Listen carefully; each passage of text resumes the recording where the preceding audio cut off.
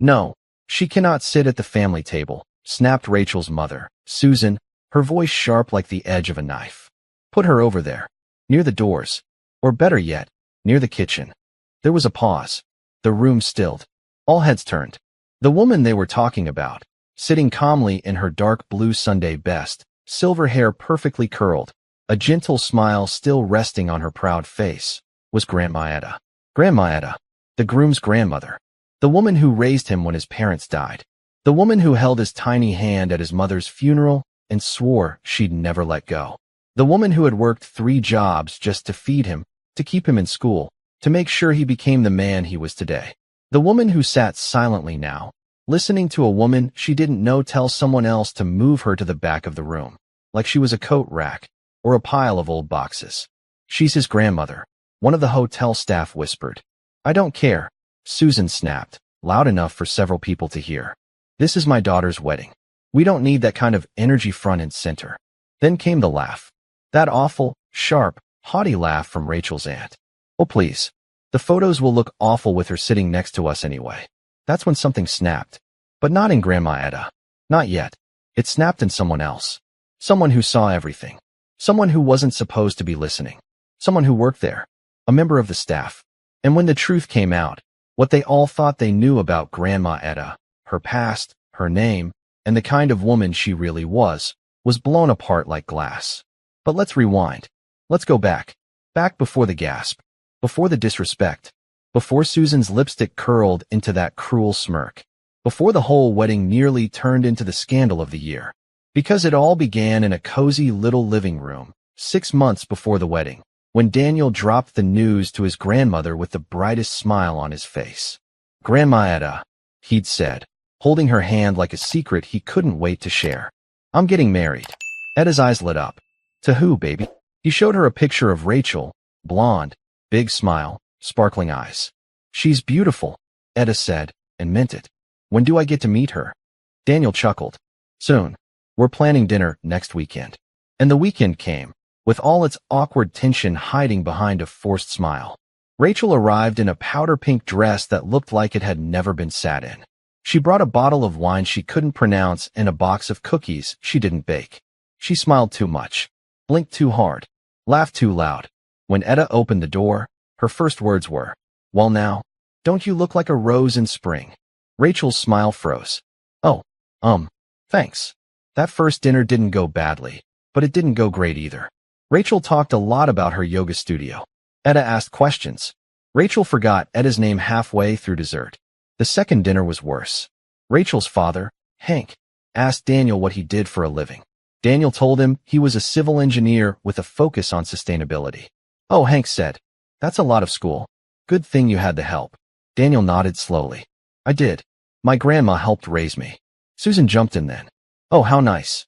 It's always lovely when families pull together.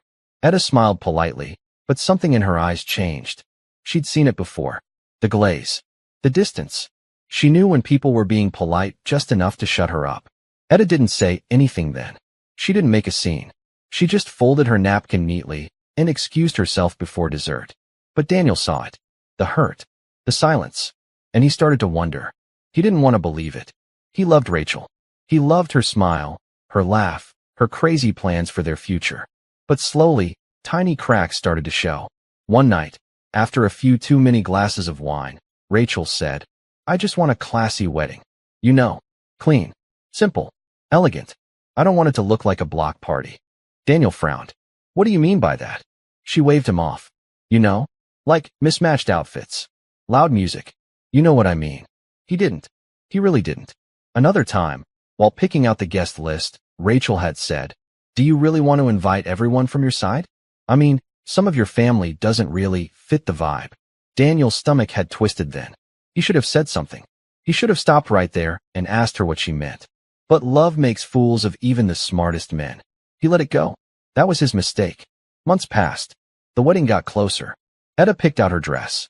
A lovely navy blue number with pearls along the collar. I want to look nice for my Daniel, she said, smiling at her reflection in the mirror. But Rachel's mother had other ideas. 2 days before the wedding, Susan approached the event planner and said, Can we talk about the seating arrangement again? The planner was confused. Is there an issue?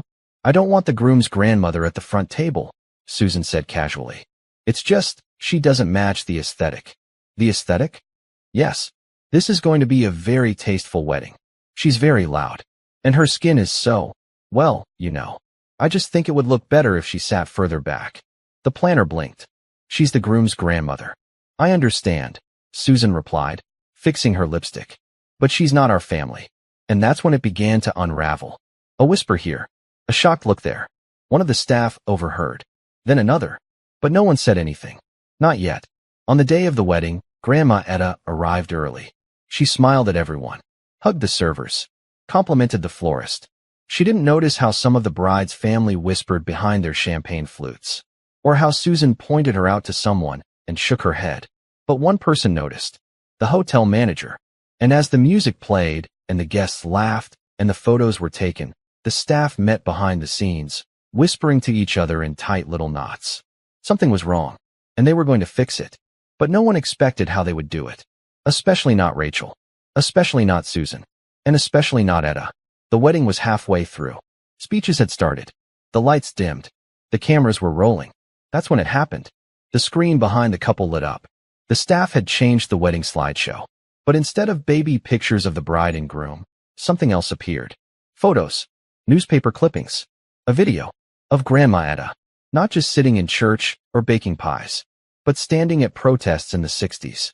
Arm in arm with Martin Luther King Jr. being arrested for standing up against segregation.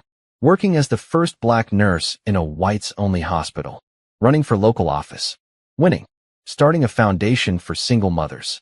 Donating to schools. Teaching children how to read. Gasps rippled through the room. Rachel's lipstick faded from her smile. Susan's wine glass tipped. And Daniel just stood there, looking at his grandmother like he was seeing her for the first time again. But it wasn't over. No one knew who did it. Not yet. Not until someone walked onto the stage and said, "You all need to hear something." And then, blackout. The mic cut. The lights dimmed. A loud gasp came from the back of the room. And just like that, everything changed. Everything. A second gasp swept through the room like wind through dry leaves. Whispers rose like a storm. In the half-dark, people turned to each other, murmuring questions no one could answer. Was that real? Who did that? Why is the screen off? And then came the voice. Loud, clear, firm. It didn't come from the mic. It came from the back of the ballroom. No spotlight needed. Don't act surprised now, the voice said. Everyone turned. Grandma Etta was standing, straight-backed, hands clasped in front of her. Calm, composed, a queen in her court. I may be old, she said, her voice echoing naturally through the stunned silence. But I ain't blind. I heard what you said. I saw how you looked at me. And I held my tongue, like I've done for a long, long time. But let me make something very clear tonight. She paused, letting her words hang in the thick, breathless air. I didn't raise that boy. She pointed gently toward Daniel, who was now standing, wide-eyed, heart thudding in his chest. So he could walk into a family that thinks they're better than others because of the color of their skin. The room was frozen. Not even the string quartet dared play a note. I've cleaned the floors of rich folks who looked down on me. Etta continued, her voice steady and strong. I've been spat on, laughed at, and passed over. But I held my head high. Always. Because I knew who I was.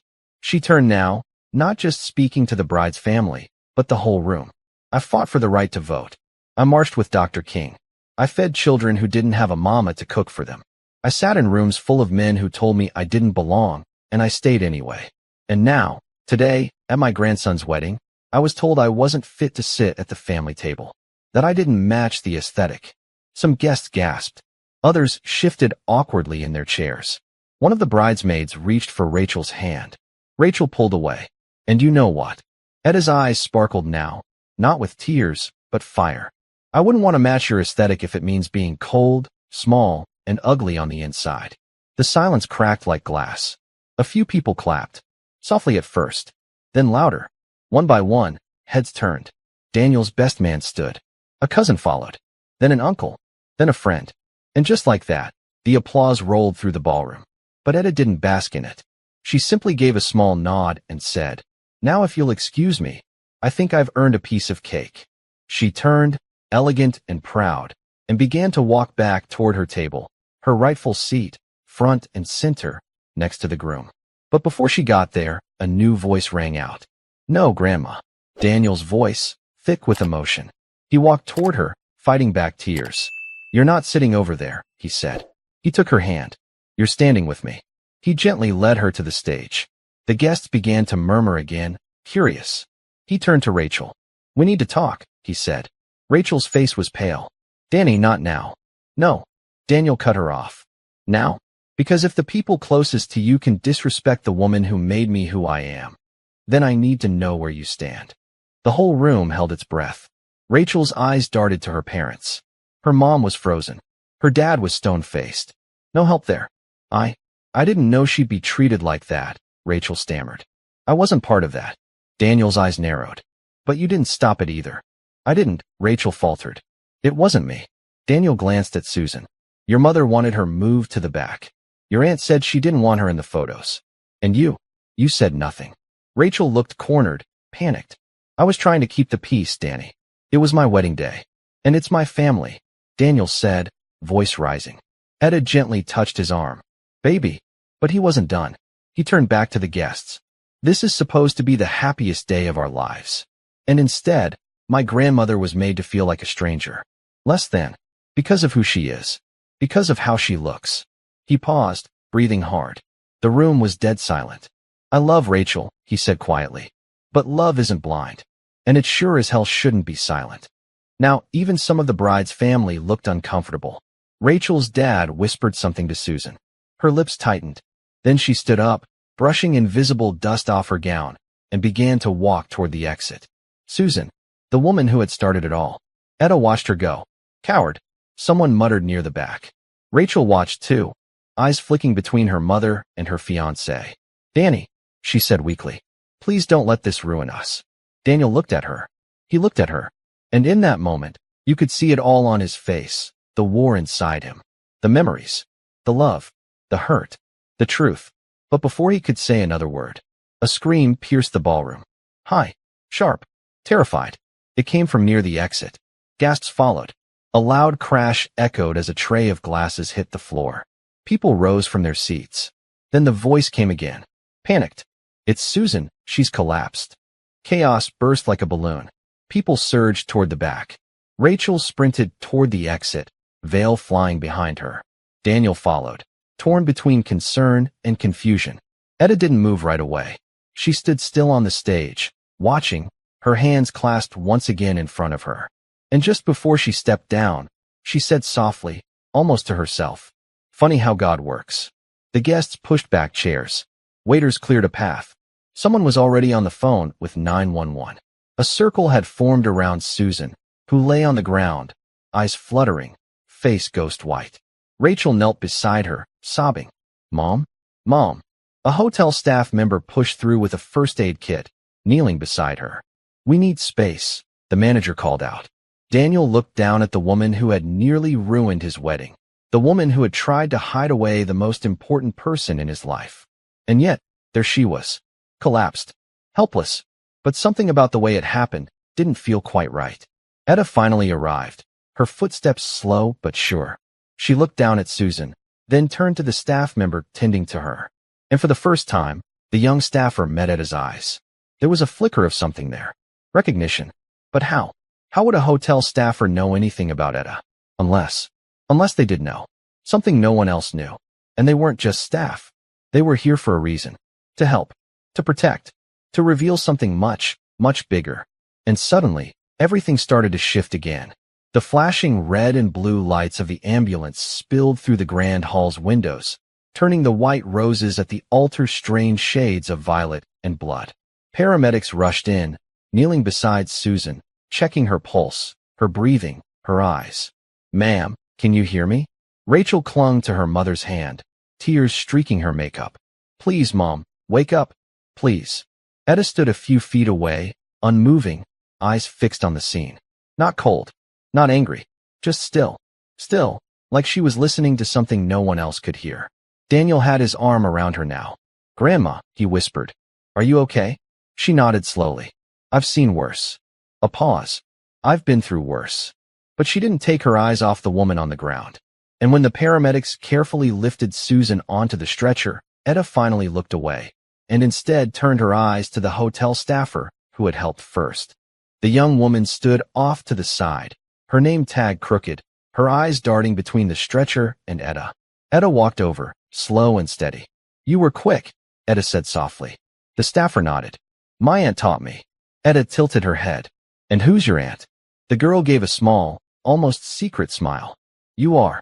And then she disappeared into the crowd before Etta could ask another question. Rachel followed the stretcher out of the hall, the train of her dress dragging behind her like a ghost. Her bridesmaids followed, murmuring prayers, shocked and pale. The rest of the guests stood around awkwardly, unsure of what to do. Was the wedding still happening? Could it? Daniel turned to the hotel manager. "We need to pause everything." The manager nodded. And just like that, the music stopped, the lights dimmed further, and the room was silent again. Only this time, it wasn't the silence of judgment. It was the silence of people waiting for answers. Daniel sat down with Etta on a small sofa near the stage. "She knew you," he said, voice low. "That girl. She called you her aunt." Etta nodded slowly. "I caught that." Daniel looked at her. "Grandma, is there something I don't know?" She gave him a small smile, but didn't answer. Instead, she placed a hand on his knee. "Do you trust me, baby?" "With everything." "Then let things unfold." He wanted to ask more, but something in her face told him now wasn't the time. Across the room, some guests were whispering about whether the ceremony was cursed. Others whispered something different. "Did you see those photos? Did you know she was in the civil rights movement? Did you know she knew Dr. King? How is she not on the news? Why didn't anyone tell us?" Rachel's father, Hank, had returned. He wasn't following the ambulance. He didn't even look shaken. He just stood in the corner, stiff as a statue, sipping what was left of his bourbon. Daniel approached him slowly. "Hank," he said. The older man turned. "I know we've never been close," Daniel said, "but I need to ask you something." Hank raised an eyebrow. "All right. Do you believe the things your wife said?" Hank looked at him, his jaw tight. "She has her ways." "That's not what I asked." Hank glanced toward Etta, then back at Daniel. "I don't agree with everything Susan says," he muttered. "But sometimes, Daniel, it's about keeping appearances." Daniel's stomach turned. "Appearances," he repeated flatly. Hank nodded. "This world runs on image. And we've worked hard to build a name that means something. If you want to be part of it, sometimes you have to filter out the things that don't fit." Daniel stared at him. "Like my grandmother." Hank didn't answer. Daniel stepped back, disgusted. And that's when the young staffer returned. Only this time, she didn't slip away. She walked directly up to Daniel and Etta, holding something in her hands. "I think you should see this," she said softly. It was a letter. Old. Worn. The edges curled. But the handwriting was unmistakable. Etta's breath caught in her throat. "Where did you get this?" she asked. The girl smiled gently. "From my mother. She told me to find you if anything happened. And she said this would explain everything." Daniel looked from the letter to the girl.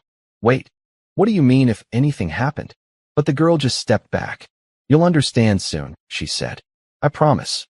Then she walked off again, back through the ballroom doors, disappearing into the corridors beyond the kitchen. Etta slowly unfolded the letter. Her hands trembled just a little. Her eyes scanned the page. Daniel waited. "Grandma?" he asked after a few moments. Etta didn't answer. Her lips were moving, but no sound came out. Then she finally looked up at Daniel.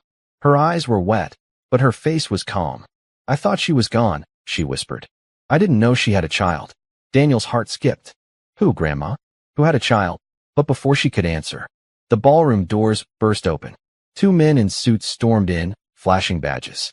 "FBI," one said. "We're looking for Mrs. Etta Moore." Everyone froze. Etta stood slowly, her back straight. "I'm Etta." The agents looked at each other. Then one of them stepped forward. "Ma'am, we need to speak with you. Privately. It's about your past work, during the movement. Some things have come to light." Daniel moved to stand between them. "What kind of things?" "We can't say here," the agent replied. "But it's urgent." Etta placed a hand on Daniel's shoulder. "It's okay. Let them speak." She followed the agents out of the ballroom, her navy dress sweeping the marble floor, her pearls catching the light. Daniel watched her go, torn between confusion, pride, and fear. What had just happened? What did the letter say? Why was the FBI here? And who was that girl, his cousin? His aunt? Was she the reason those photos were in the slideshow? Suddenly, the screen at the front of the room flickered again. A new video began to play. It was old, black and white, grainy. Etta, younger, standing on the steps of a courthouse, holding a microphone. Justice, she was saying, is not given. It is demanded. And today, we demand it for every child told they are less than. For every woman turned away. For every man beaten for standing up. We will not sit down. And we will not be silent. People stared. The staff stood in the back, silent and proud. One of them reached into her pocket, pulled out a small pin, and placed it on her shirt. It was gold, shaped like a dove, and it matched the pin on Etta's coat. The symbol of a secret movement. Still alive, still watching, still fighting. And somehow, Etta was in the center of it all. Again, the hotel ballroom buzzed like a hive of unsettled bees. Guests whispered across linen-covered tables, their drinks forgotten, their slices of red velvet cake melting untouched. Eyes darted between the still glowing screen, frozen on an image of young Etta, fist raised in protest, and the door where she'd exited moments ago, flanked by 2 FBI agents. Daniel stood near the edge of the stage, still holding the old letter in his hand. His chest was tight. He hadn't even read it yet, hadn't had the time, or maybe didn't have the nerve. All he knew was something massive was unraveling in real time, and his grandmother, the quiet, loving woman who hummed gospel songs while folding laundry, was right in the middle of it. He looked toward the doorway where she'd disappeared. Then he looked at the letter. He sat. And finally, slowly, he began to read. My dearest Etta, if you're reading this, it means the world has finally come knocking. I knew it would. We all did, back then. What we built wasn't just a movement, it was a legacy. But legacies come with a cost. Some of us paid it in blood. Others paid it in silence. I had to leave. Not because I wanted to, but because if I stayed, they would have come for you too. They said I was dead. Let them believe it. It was safer that way. But I kept watching. From a distance. And I saw you raise that boy into a man. You made me proud, Etta. One day, someone would need to know the truth. Not about us, but about what we started. The others are still out there. They're waiting. When the time comes, they'll find you.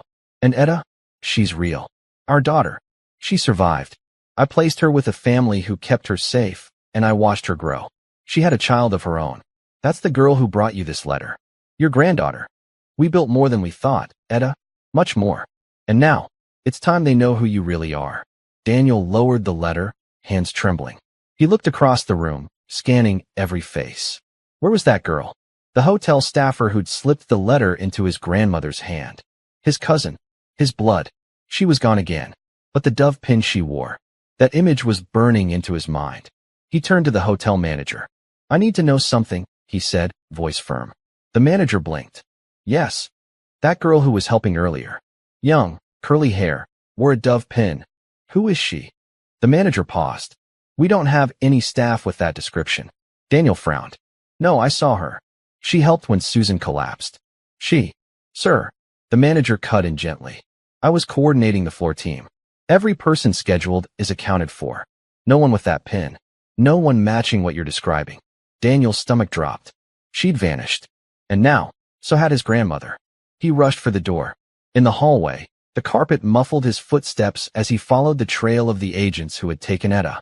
The hotel was massive, with polished floors and high chandeliers, but all of it blurred in his eyes. He spotted one of the hotel's security guards standing near a side hallway. Did you see an older woman come through here? With 2 men in suits. The guard blinked. Yeah, they went through the side elevators. Said it was urgent. Which floor? They didn't say.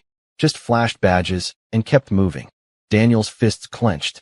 He turned and ran for the stairwell, heart pounding, passing floor after floor. He didn't know why he was running, but something in his gut told him something wasn't right. Not with the letter, not with the dove pin, not with the agents, not with any of it. Finally, on the 8th floor, he heard voices echoing down the hall. He pressed himself to the wall, creeping closer. Not how this was supposed to happen, one of the men was saying. We were supposed to keep her quiet, not drag her out in front of everyone. Etta's voice replied, calm and sharp as ever. You don't drag Etta Moore anywhere. I walked on my own. Daniel's eyes widened. He peered around the corner. There was a small conference room, dimly lit. Etta sat in a chair, unafraid. The agent stood over her, flustered. This isn't about you, the second man said. It's about what you know. Oh, it's always about what I know, Etta said, folding her hands in her lap. You just don't like that I'm not scared of you. Daniel stepped forward. I think you need to explain now. The two men turned, startled. Sir, you can't be in here. I don't care, Daniel snapped. That's my grandmother. Etta smiled, calm as Sunday morning. He's all right. Let him stay. The first agent sighed. Fine. You want the truth? Here it is. He opened a thin folder and tossed it on the table. Inside were photographs, news clippings, surveillance stills of Etta. But not just Etta in the 1960s. Etta in 1985, speaking at secret town hall meetings. Etta in 1992, meeting quietly with inner-city leaders behind closed doors. Etta in 2003, standing outside a government building in D.C. Daniel looked at her. You were still organizing? She nodded slowly. I never stopped. The second agent crossed his arms. Your grandmother is one of the last known leaders of an underground civil rights network. It was formed after the major movements faded from the headlines. They call themselves the Second Voice. Daniel blinked. What? The man continued. They don't operate publicly. They don't protest with signs or sit-ins. They use information, connections, influence, people in key places, judges, teachers, journalists, hotel workers. Etta's smile widened. Daniel remembered the staffer, the one who called Etta her aunt. She wasn't just helping that night. She was the second voice. Etta spoke now, calm and full of power. We were watching the wedding long before it began. Your bride's family has ties to folks who've buried things for decades. Old money, old hate. I wanted to make sure they didn't pass that rot on to you. Daniel was stunned. So the slideshow, the photos, the video. All arranged, Etta said. We needed the truth to come out in a way that couldn't be twisted. And we needed the right people in the room. The agents exchanged looks. We weren't here to arrest you. The first one muttered. We were sent to warn you. Someone's been digging. Asking about the second voice. Let them dig, Etta said coolly. Truth has roots. And roots don't scare easy. Daniel sat down across from her, mind racing. So that girl, my cousin. She's part of it too, Etta said. She came to protect you. Daniel ran a hand through his hair. Grandma, why didn't you tell me? Etta looked at him, love and steel in her eyes. Because I needed to see what kind of man you'd become. If you stood up when it mattered. If you spoke when others were silent. And you did. The agents packed their files, preparing to leave. We'll be in touch, one said. But until then, be careful. Not everyone wants the truth out. They left as quietly as they had come. Daniel and Etta sat in silence for a long moment. Finally, Daniel said, I don't even know what to feel. Etta took his hand. Feel proud, she said. Feel ready. Then she stood. Now come on, she added with a wink. We've got a wedding to finish.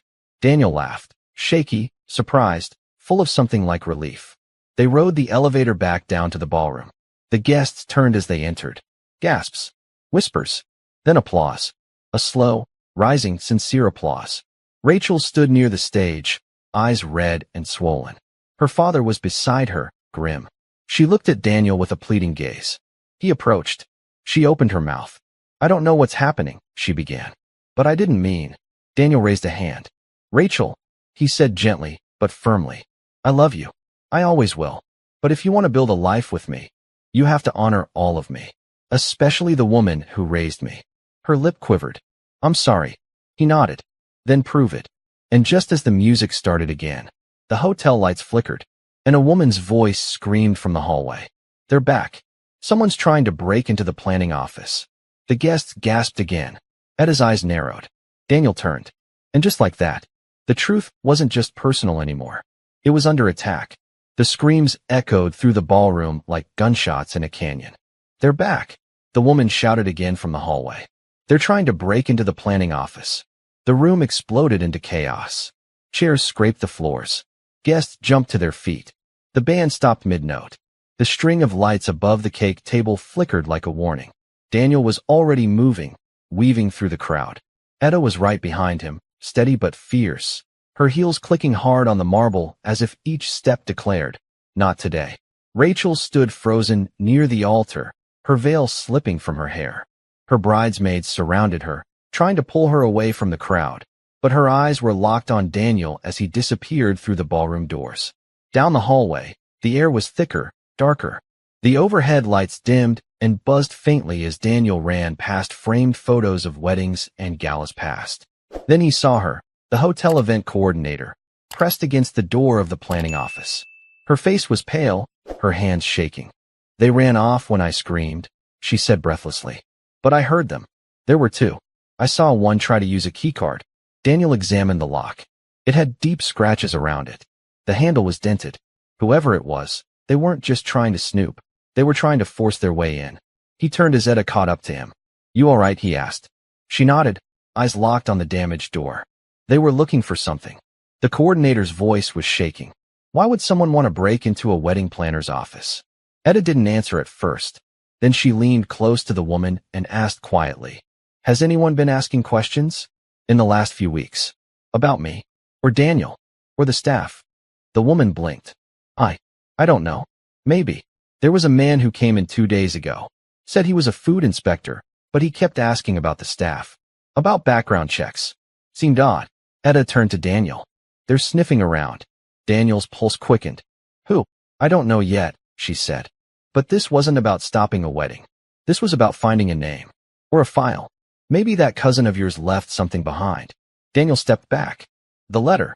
He pulled it from his jacket, still folded neatly in his inner pocket. But it was gone. Gone. His heart plummeted. No. It was right here. Etta stepped closer, calm but sharp. You sure you didn't drop it? I had it. After we spoke to the agents. I put it in my inside pocket. But now it was missing. Etta's eyes narrowed. Then someone else was close enough to take it, she said. While we were distracted, Daniel suddenly remembered the bump. A waiter had brushed past him near the elevator, muttering an apology. He hadn't thought anything of it. Just one of the dozens of hotel staff running around trying to get things back on track. But what if that wasn't just a bump? He looked at Etta. This wasn't just about photos or truth anymore. They're after you, Grandma. Or what you know. She sighed. I've spent 60 years being chased. This is nothing new.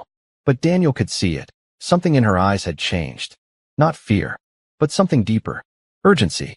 Back in the ballroom, a buzz had started again. Guests were returning to their seats. The hum of confusion mixing with the tinkling of forks on plates and quiet speculation. Rachel was pacing near the cake, chewing her thumbnail, eyes scanning the doorway every 5 seconds. Daniel and Etta returned, and Rachel rushed forward. What happened? She asked, breathless. They said someone tried to break in. We think they were after something in the planner's office, Daniel said quietly. Maybe information. Information? Rachel's brow wrinkled. Why would anyone? Etta looked her straight in the eye.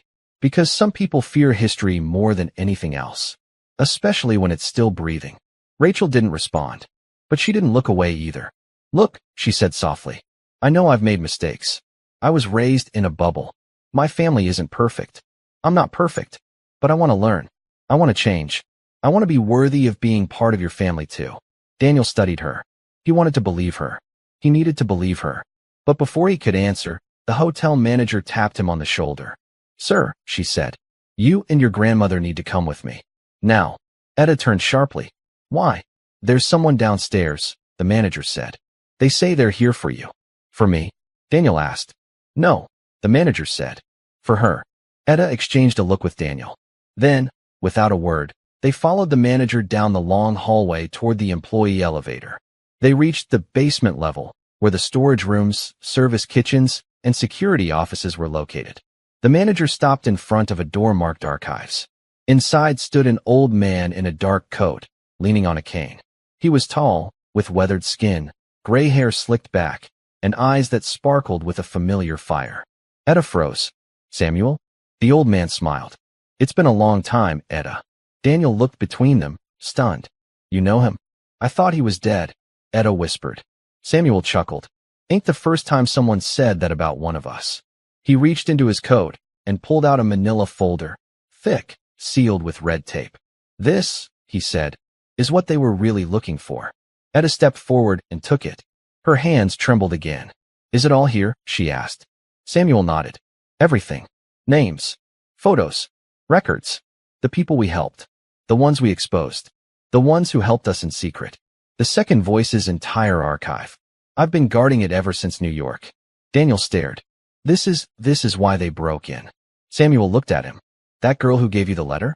She led them off our trail. She left something in the planner's office to make them think she had it. Bought me time to get it to you. Etta opened the folder. Dozens of pages. Photos. Letters. Maps. Dossiers. Proof. Everything the second voice had been for decades. The secrets. The sacrifices. Why now? Daniel asked. Why bring it out? Because they know, Samuel said. And once they know, they move fast. Daniel looked at Etta. What do we do now? Etta slowly closed the folder and turned to him. We finish the wedding, she said calmly. Then we decide how loud we want to speak. Daniel blinked. You still want to go back up there? Etta smiled. Oh, I'm not letting them ruin your day. And just as they turned to go, a loud bang echoed from upstairs. The elevator shook. Lights flickered. The manager gasped. Something's happening on the main floor. Samuel gripped his cane tighter. Etta stood still. Daniel stepped forward. Let's go, he said. Etta looked back at the folder, then to the door. We might be walking into more than we expect. Daniel met her eyes. Then it's good we're walking in together. The three of them pushed open the stairwell door. And what they found at the top would change everything. The stairwell door swung open with a metallic groan, and the instant Daniel, Etta, and Samuel stepped onto the main floor, they were met with chaos. Guests were spilling out of the ballroom, voices rising in panic. Some were shouting. Others were crying. Waiters dropped trays, glasses shattered on the floor, and someone was yelling for security over the intercom.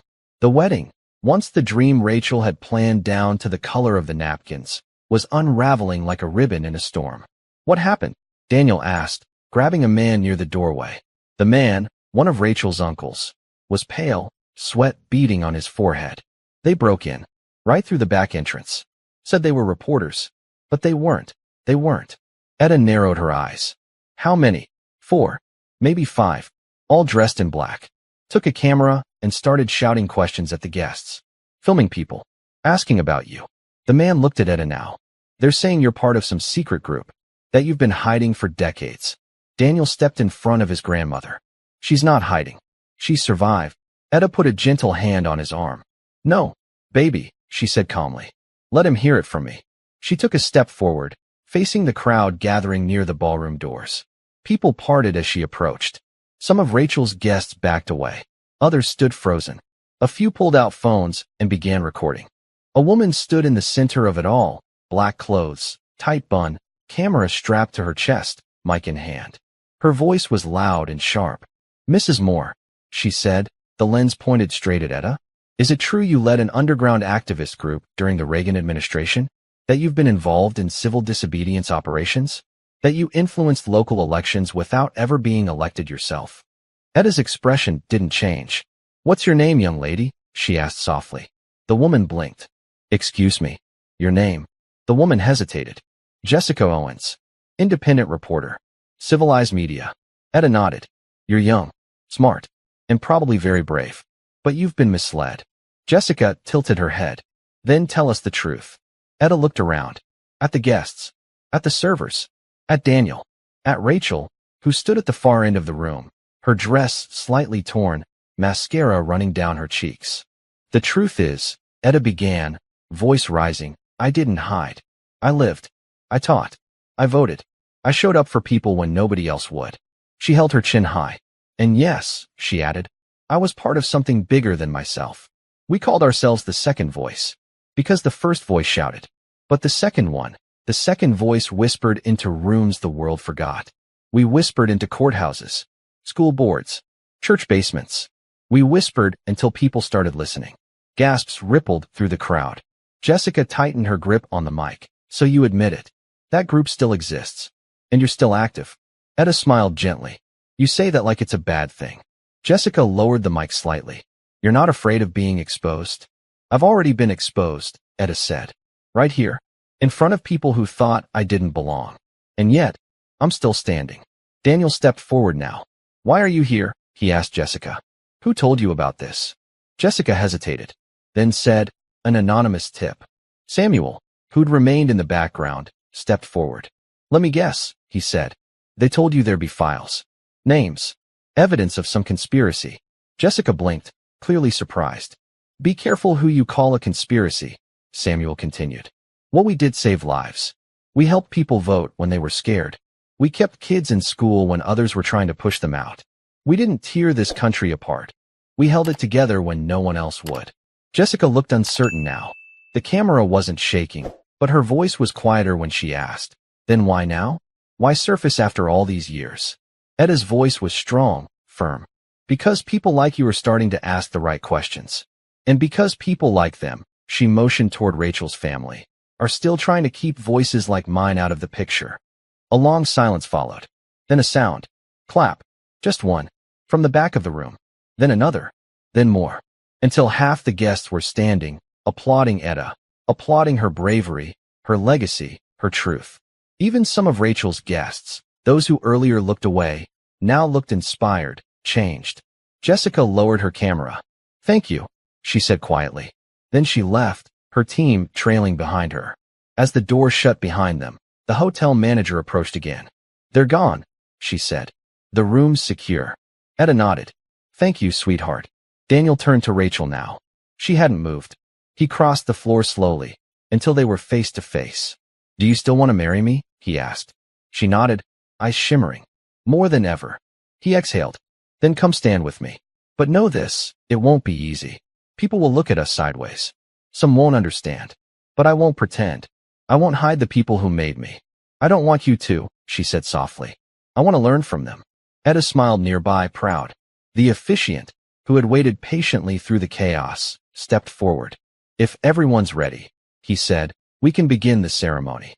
Daniel and Rachel took their place at the front. Not a stage, but a circle. Surrounded by family, real family. Chosen family. Those who had stood, those who had clapped, those who had changed. And this time, Eda sat exactly where she belonged.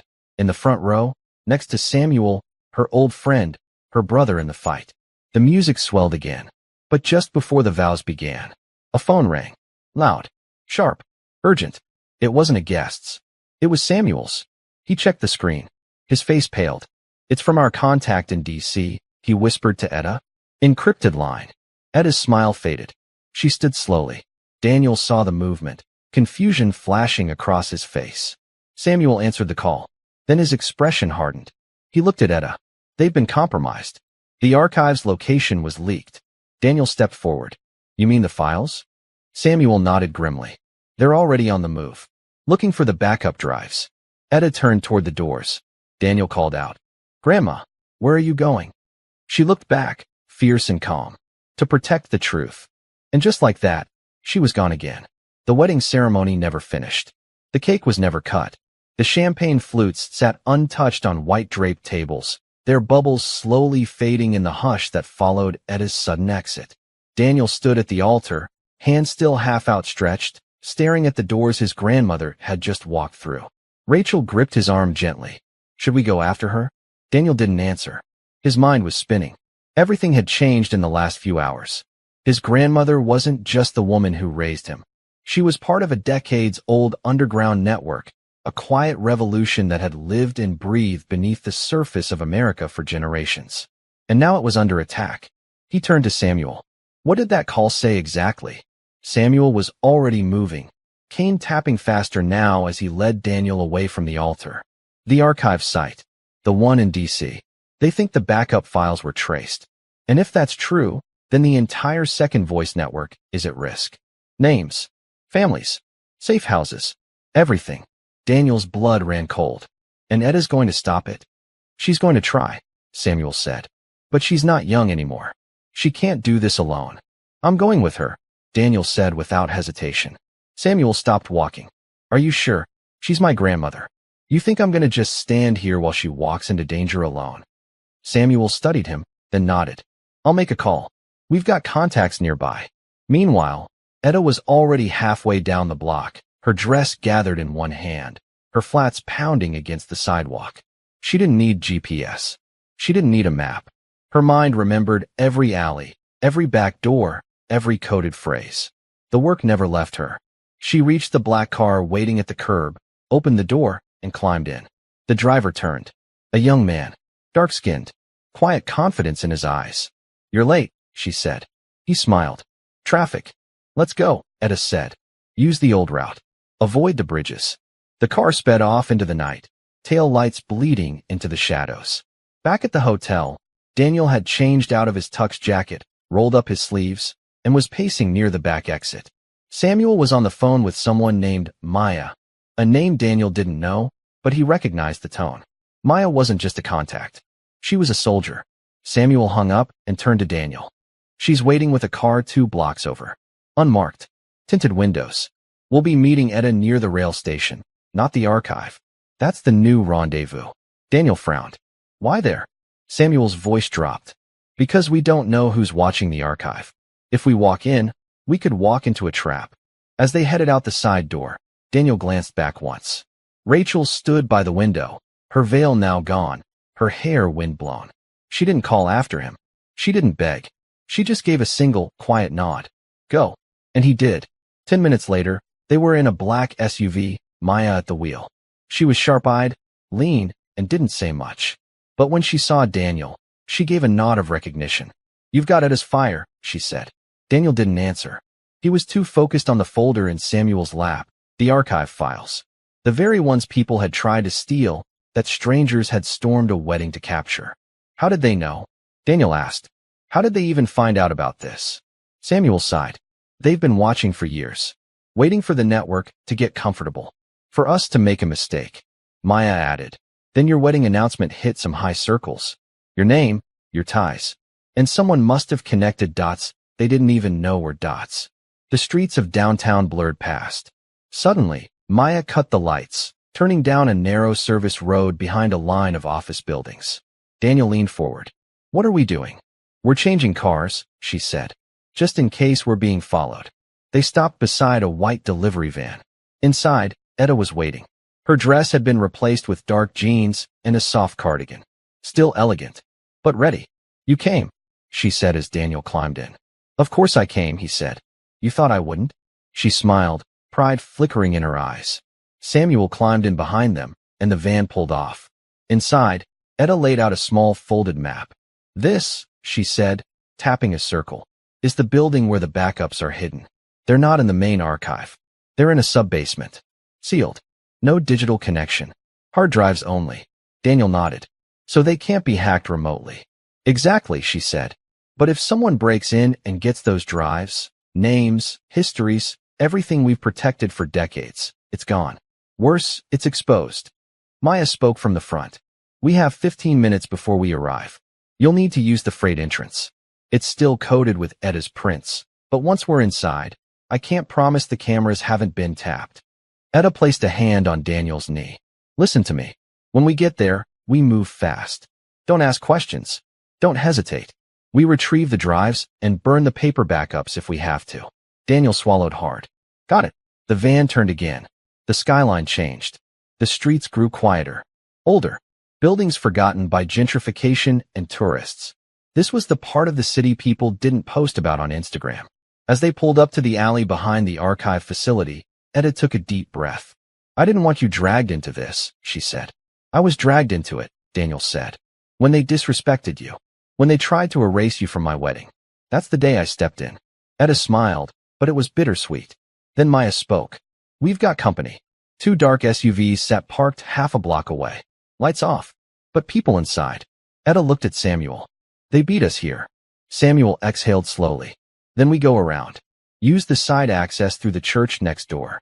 They exited the van and disappeared into the shadows. Daniel's heart was pounding. His grandmother moved like she'd done this 100 times. No fear. No hesitation. They slipped into the side door of an old brick church. Inside was silent, the pews empty, the altar bare. They moved fast, ducking through the hallway behind the organ room, until they reached a metal access door. Etta entered a passcode. The lock clicked. Go, she whispered. They entered the tunnel, dark, narrow, descending beneath the city. 10 minutes later, they stood in front of a vault door. Another passcode. A fingerprint scan. The lock disengaged.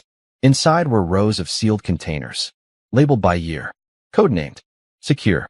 Etta moved quickly to the back wall and pulled a crate forward. She opened it, revealing 4 matte black hard drives, wrapped in foam. These are it, she said.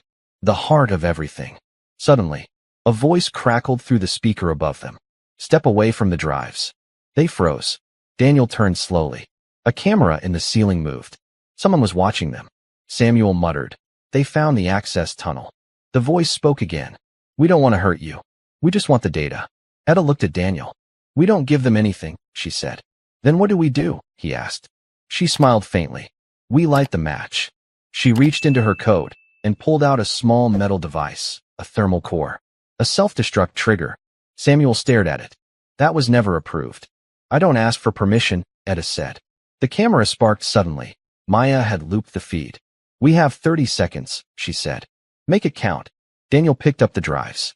We can't destroy all of them. Some of this needs to survive. Etta nodded. One, she said, handing him a small pouch. One drive. The rest are going with me. Daniel's eyes went wide. What? I'm staying behind. I'll delay them. You and Maya get out. If I don't make it. No, Daniel said. We all go. But she was already moving. Already sealing the vault door behind him. Already pressing the trigger. Geo, she shouted. The hallway lit up red. And Daniel ran. Explosions echoed behind him. The archive was gone. But the story? The truth? Still in his hands. Smoke poured out of the ground like the earth itself was exhaling after decades of secrets held too long. The side of the church rumbled as the thermal core inside the archive did its job. Files, drives, photos, everything except the one Etta had smuggled into Daniel's hands now reduced to ash and ember. Daniel burst out into the street, coughing, eyes wide, clutching the small pouch with the surviving drive like it was a beating heart. Behind him, Maya followed, guiding him toward the van they'd stashed 2 blocks away. Samuel was already there, gripping the side mirror, his face a picture of silent horror. Where's Etta? He asked, voice raw. Daniel stopped, chest heaving. She stayed behind. She sealed the vault. She hit the core. Samuel's shoulders sagged. His cane slipped from his hand. She can't be gone, he whispered. She was the flame. We were just the kindling. Daniel was still catching his breath. No, we're not saying that yet. We don't know what happened in there. We heard the explosion, Maya said grimly. Nothing survives that close. Daniel shook his head, backing away slightly. She wouldn't go out like that. Not without a plan. He pulled the pouch closer to his chest, the weight of it suddenly unbearable. We have to get this drive somewhere safe. Somewhere off-grid. Samuel wiped his face. I know a place.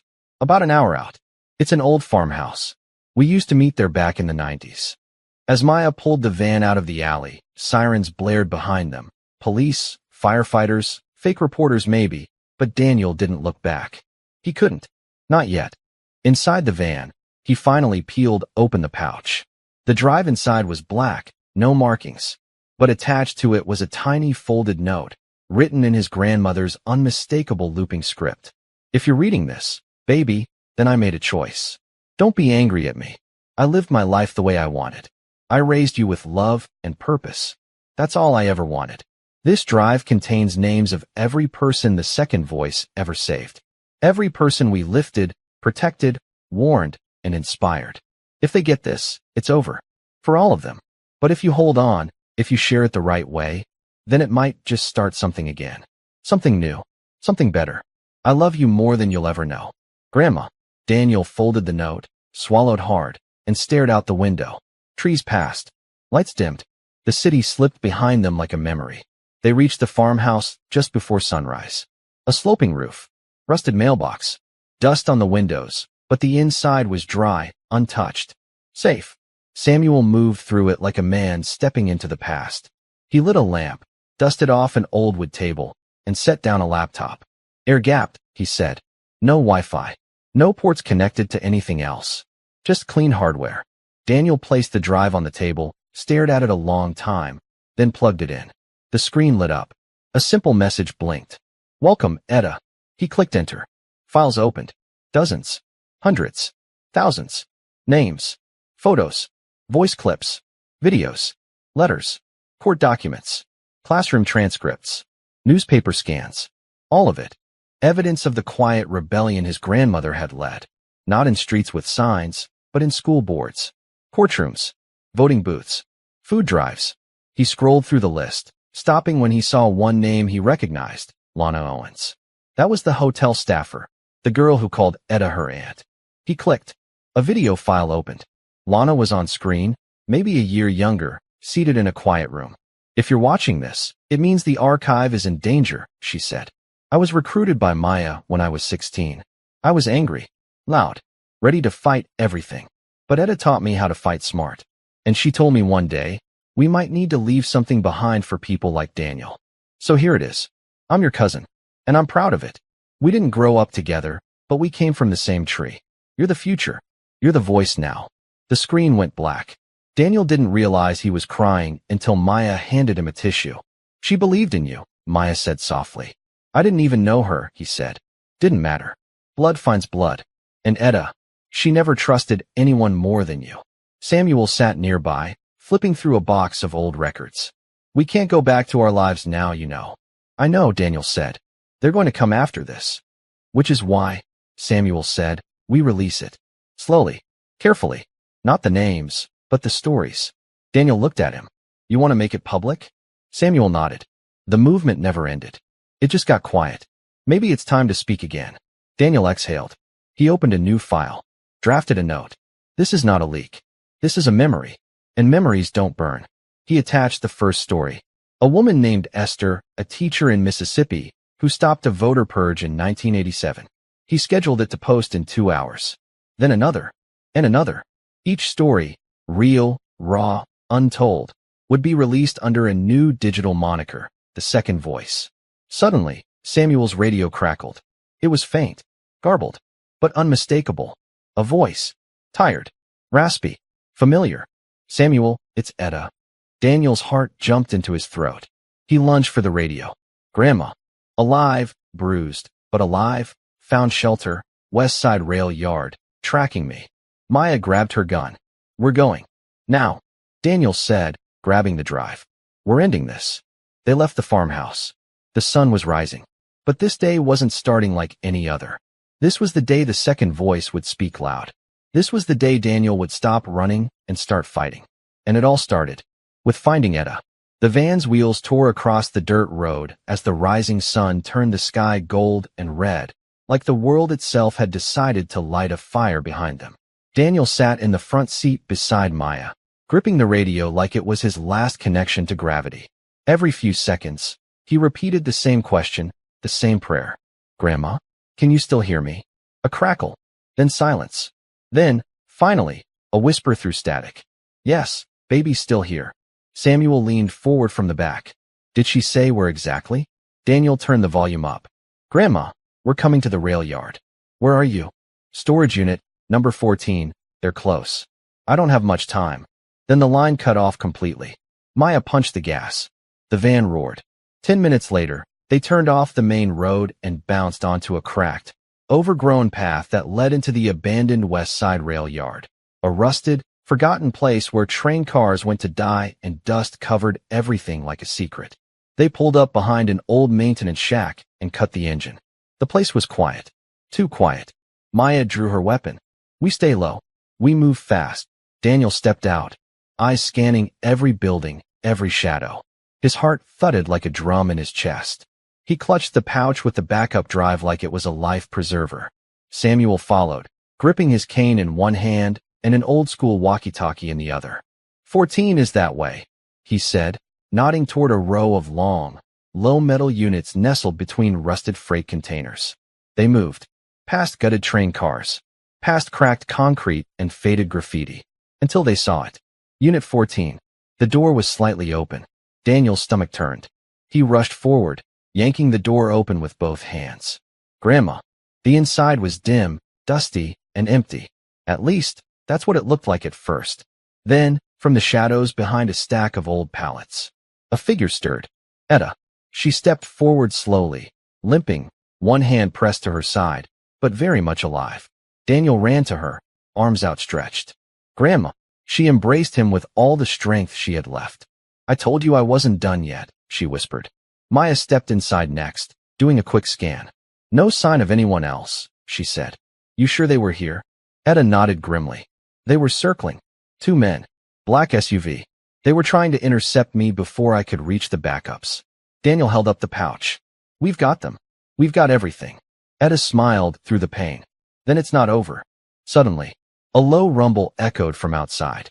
Maya's eyes snapped up. Engine. They ran to the door and peeked through the crack. A black SUV had pulled in, just like Etta said.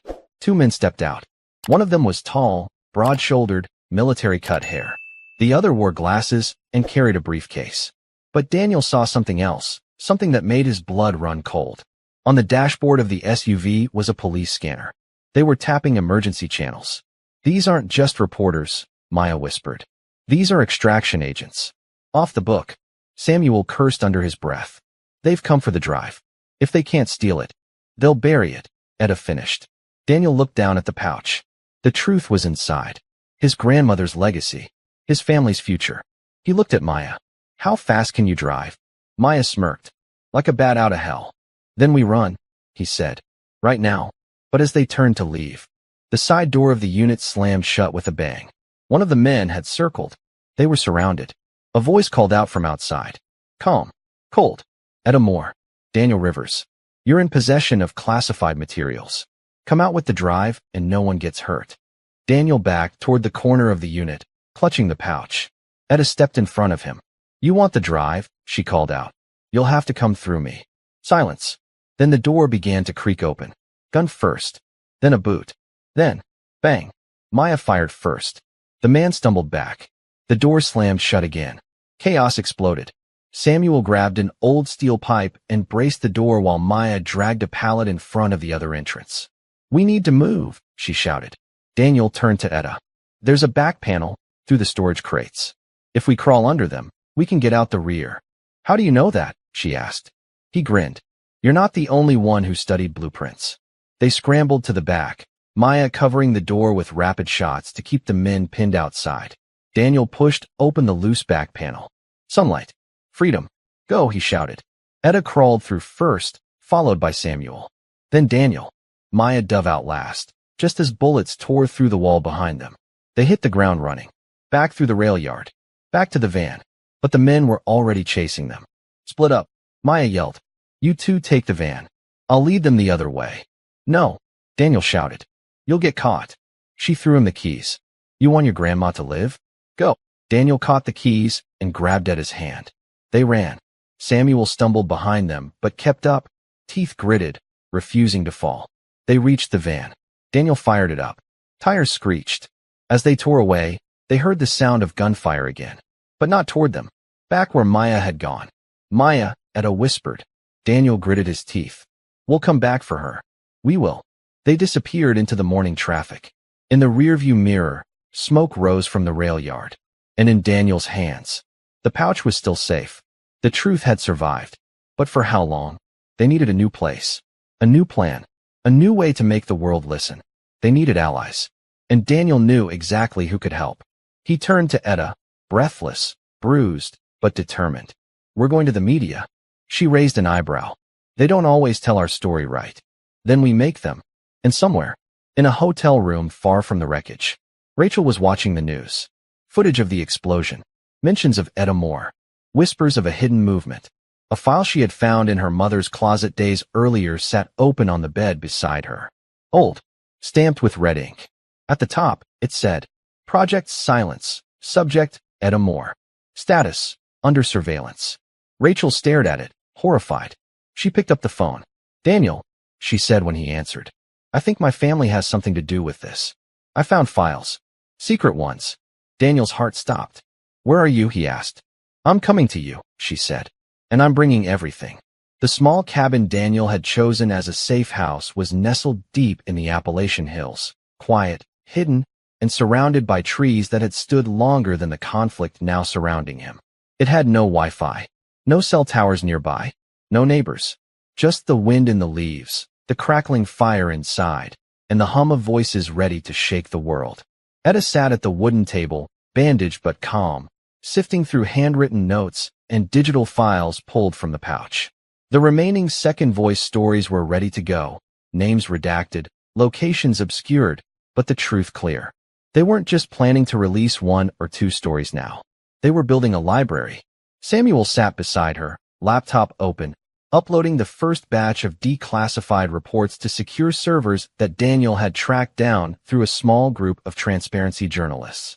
Outside, Daniel was pacing near the porch, eyes locked on the winding dirt road that curved up the hill. She was coming.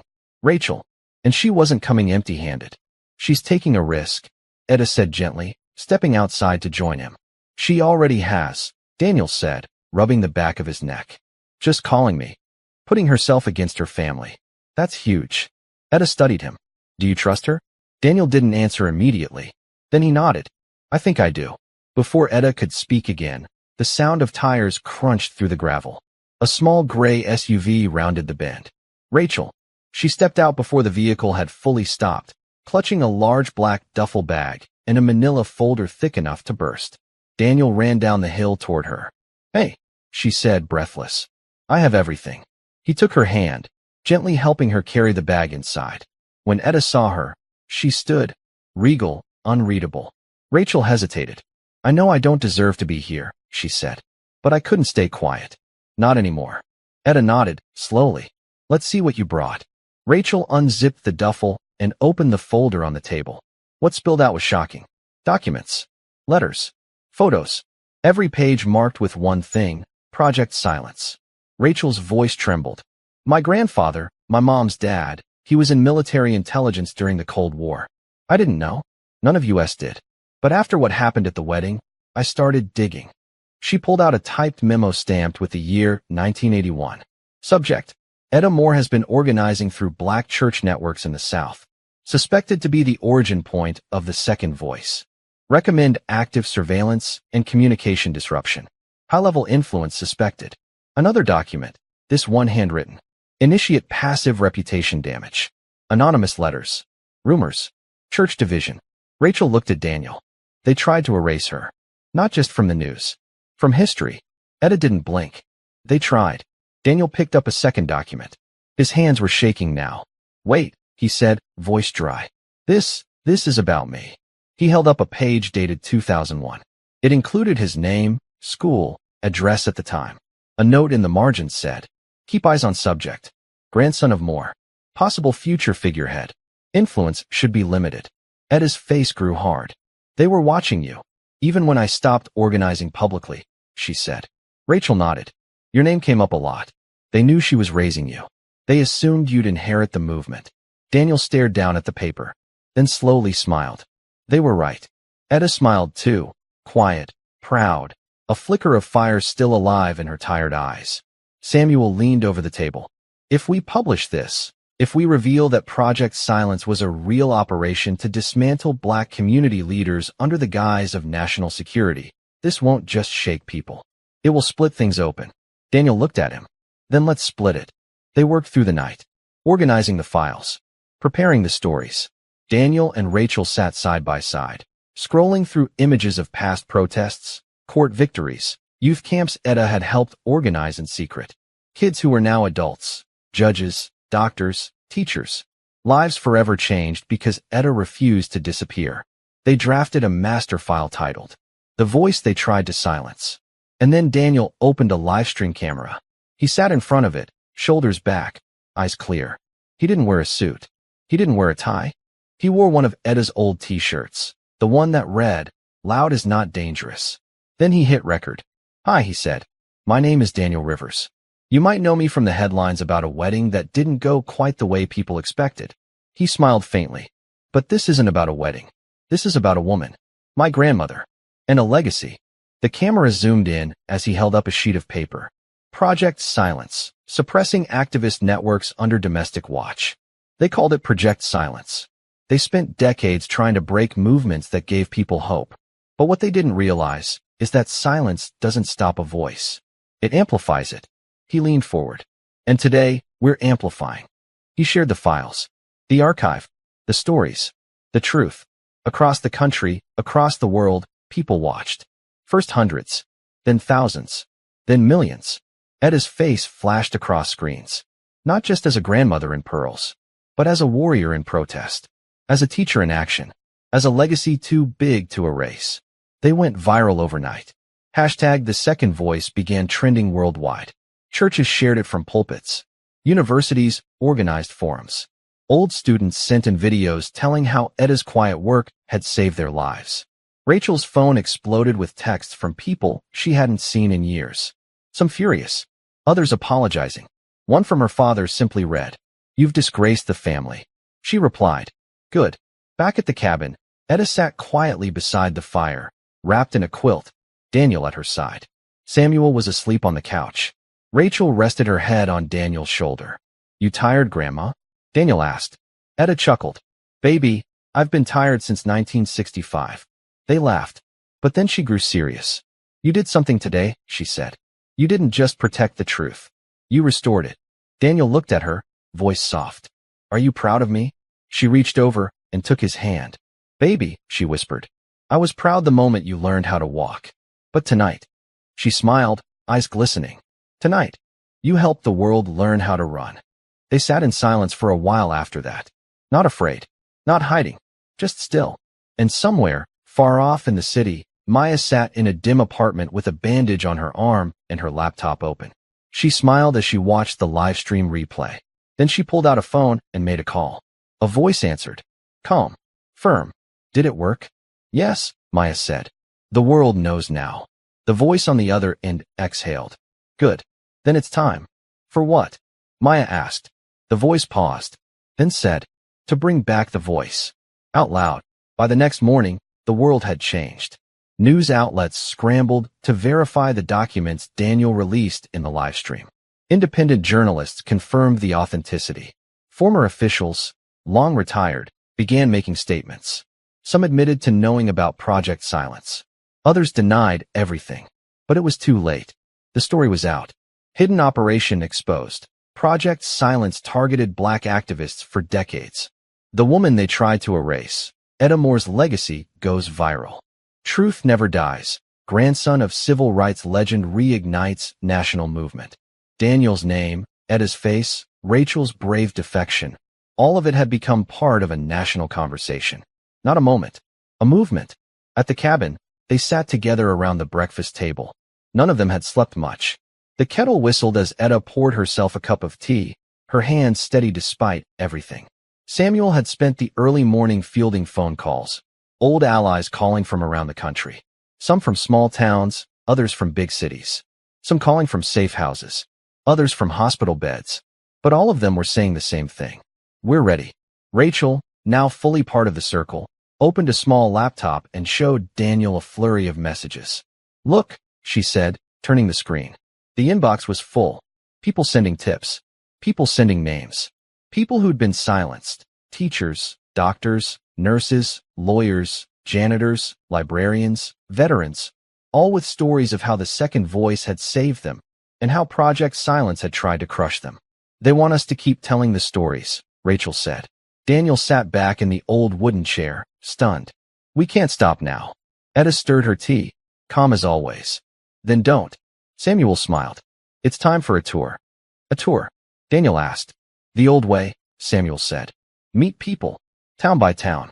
School by school. Church by church. You want the world to listen? You go to the people. Let them see your face.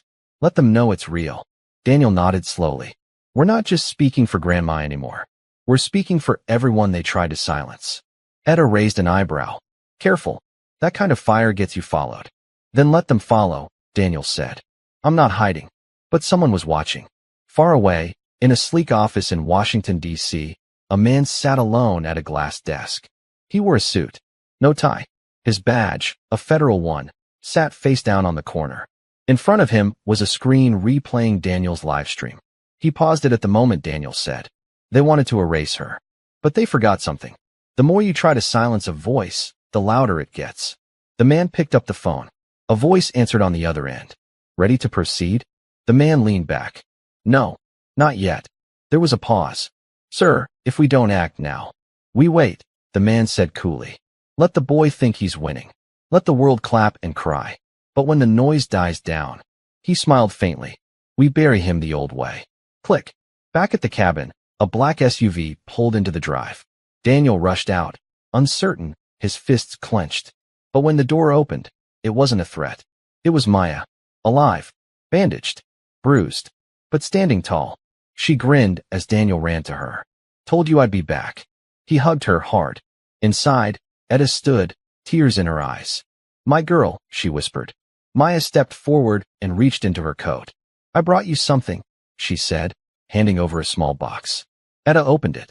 Inside was her original second voice pin. The dove. Daniel looked confused. Wait, how did you get this? Maya smiled. Someone kept it. Said they knew one day she'd need it again. Etta pinned it to her sweater. It shimmered in the morning light. We're not hiding anymore, she said. Maya nodded. Good. Because I just came from Atlanta. The mayor wants to meet you. They're naming a day after you. Etta blinked. What? They're calling it Edamore Day, Maya said. Schools are teaching your story. Kids are writing essays. And one little girl painted you with wings. Said you looked like a superhero. Everyone smiled. Even Samuel wiped a tear from his cheek. About time, he muttered. Etta looked at Daniel. None of this would have happened without you. Daniel shook his head. It all started with you.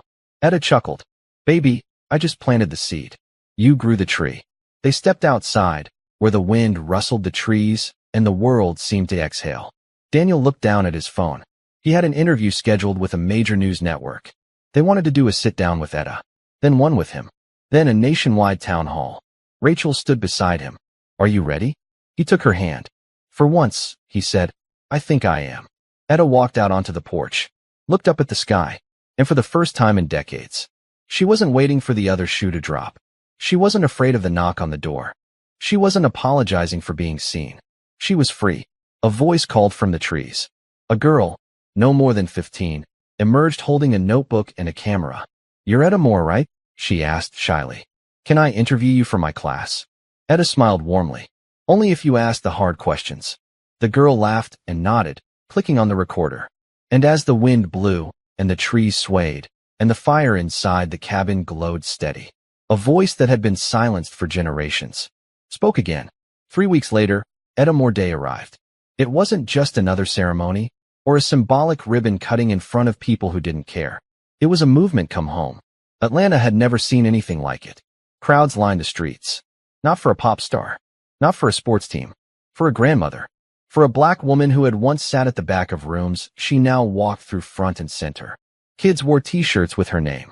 Murals of her face bloomed on city walls like wildflowers. One with her standing tall, her fist raised, doves flying around her. Another showing her younger, holding a child's hand beside a chalkboard.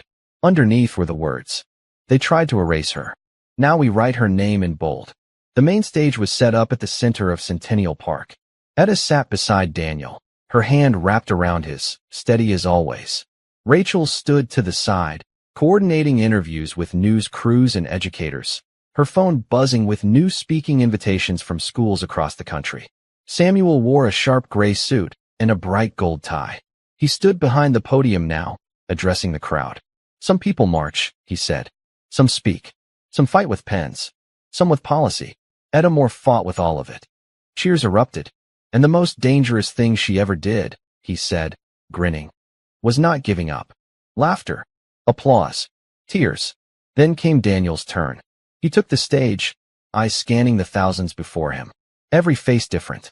Every voice now part of the second voice. He spoke simply. I never knew the full story, he said. I just knew my grandma made the best peach cobbler in the world. That she always showed up. That she loved hard. And prayed harder. And that when I fell, she didn't ask how I fell.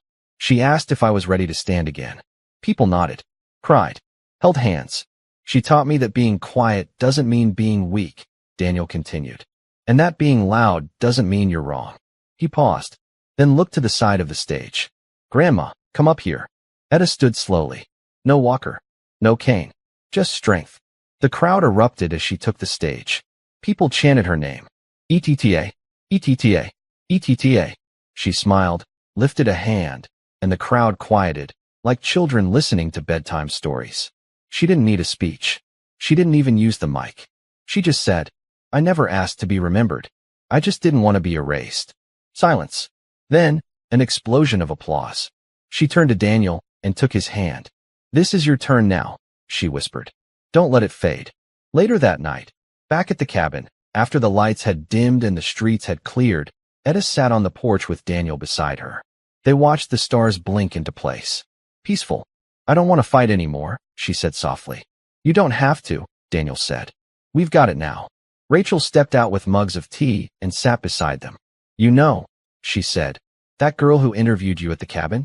Her teacher says she's writing a paper called The Voice That Taught Me to Speak.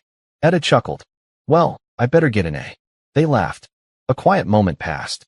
And then Samuel emerged too, holding an envelope. Mail came while we were gone, he said. Looks like a formal letter. Daniel opened it. His eyes widened. What is it? Rachel asked. Daniel handed it to Etta. Her eyes scanned the page. Then her lips parted. It was an invitation. To speak at the National Archives in Washington, D.C. To be honored in the Smithsonian National Museum of African American History and Culture. To have her story preserved, forever. Her smile turned soft. They're finally putting me on the record, she said. And for the first time in her life. No one could take it back. The next morning, the sun rose over the hills, casting long golden streaks across the porch. Birds chirped. Leaves danced. And Etta Moore sat in her rocking chair, humming softly, an old spiritual her mother used to sing when the world felt too heavy. I've been booked and I've been scorned. Yes, I've been talked about, sure as you're born. But I'm still here. Daniel stood in the doorway, watching her, arms crossed, heart full. You okay, Grandma? He asked. Etta opened her eyes, smiling. Baby, I'm better than okay. She looked out at the trees. I'm finally seen.